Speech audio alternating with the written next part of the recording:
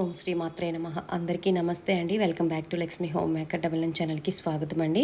అందరూ ఎలా ఉన్నారు ఫ్రెండ్స్? బాగున్నారా? నేనైతే చాలా బాగున్నాను. మీ అందరూ బాగుండాలని మనస్ఫూర్తిగా భగవంతుడిని కోరుకుంటున్నాను అండి. అలాగే మనకి ధనత్రయోదశి 18వ తారీఖు, దీపావళి 20వ తారీఖు వస్తుంది కదండి. తప్పకుండా ఏ వస్తువులు తెచ్చుకోవాలి ధనత్రయోదశి రోజు అనేది మీకు ఒక వీడియో చేసి పెట్టాను. ఆ వీడియోలో భాగంగా ఈ చీపురు అండి. ఈ చీపురు మనము తెచ్చుకొని చక్కగా ధనత్రయోదశి రోజు కానీ, దీపావళి రోజు కానీ పూజ ఎలా చేసుకోవాలి అనేది ఈ వీడియోలో తెలుసుకుందామండి. ఇంతవరకు ఇలాంటి వీడియో ఎవరు చేయలేదు అనుకుంటున్నాను. నాకు ఎలా తెలిసిందంటే, మా వారు గవర్నమెంట్ అంటే సెంట్రల్ గవర్నమెంట్ జాబ్ అండి. మేము ఎక్కువగా డెహ్రాడూన్, అలాగే గుజరాత్, రాజస్థాన్లో ఉండేవాళ్ళము. అక్కడ మార్విడీస్ కానీ అలా నార్త్ ఇండియన్స్ కానీ దీపావళి చాలా బాగా సెలబ్రేషన్ అయితే చేసుకుంటారు. మనందరికీ తెలిసిందే కదండి.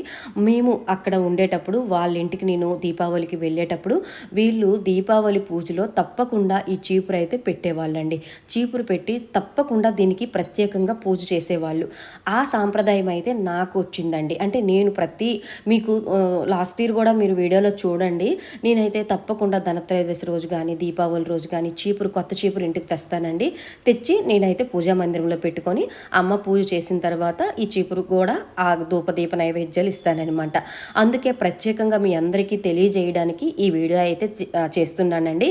ఇంతవరకు మీకు ఈ సీక్రెట్ తెలియకపోతే తప్పకుండా ధనత్రయోదశి రోజు కానీ, దీపావళి రోజు కానీ తప్పకుండా ఇంటికి తెచ్చుకోండి. ఇది సాక్షాత్తు లక్ష్మీ స్వరూపం అండి.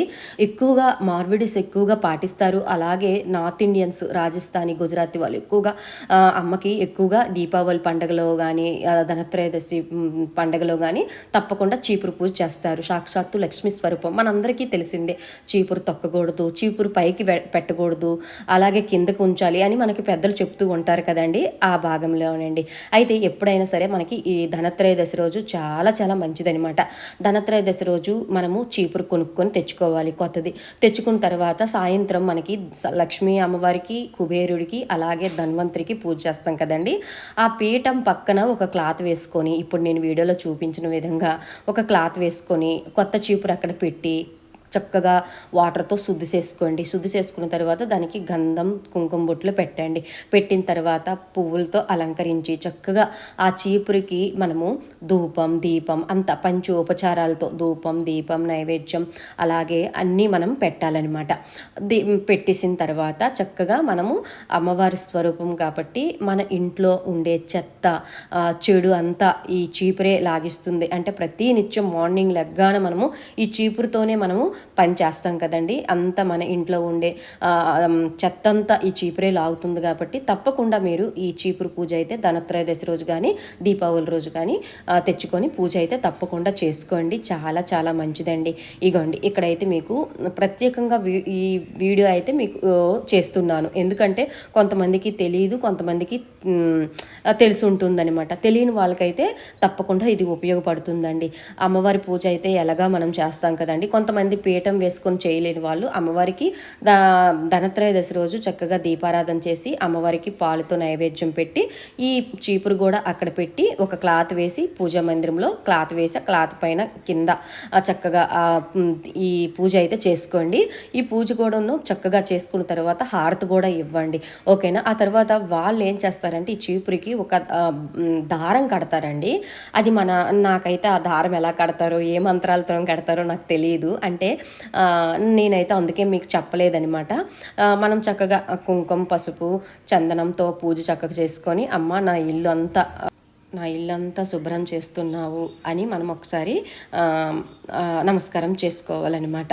చేసుకున్న తర్వాత మనము నెక్స్ట్ డే ఆ పూజ అంటే పీఠం వేసుకున్న వాళ్ళు పూజ నెక్స్ట్ డే మనం తీస్తాం కదండి.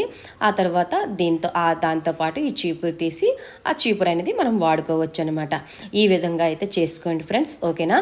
తప్పకుండా ఈ వీడియో మీ అందరికీ యూస్ఫుల్ అవుతుంది అనుకుంటున్నానండి.